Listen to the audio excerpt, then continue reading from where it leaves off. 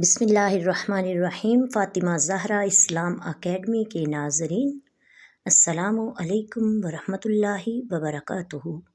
آج کی ویڈیو کا موضوع ہے رمضان المبارک میں غسل واجب ہو جائے تو اس کے کرنے کا طریقہ اور وقت کیا ہوگا۔ سوال ہے، کیا سحری کے وقت غسل کرنے کے بجائے تیمم کرنا اور دن میں غسل کرنا ٹھیک ہے؟ اس کا روزے پر کوئی اثر پڑے گا؟ اس کا جواب کچھ اس طرح سے ہے۔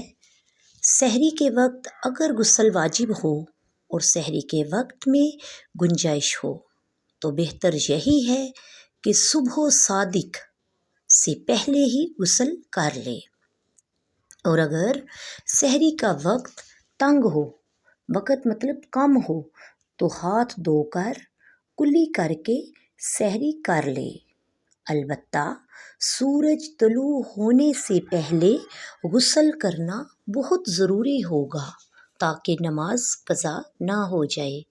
اگر بلا عذر سورج طلوع ہونے کے بعد غسل کیا تو فجر کی نماز قضا کرنے کا گناہ ہوگا۔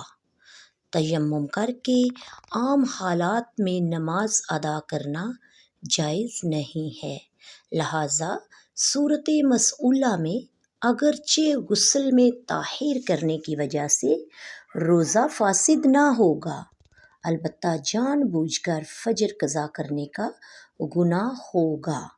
فقط واللہ اعلم وما علینا الا البلاغ المبین۔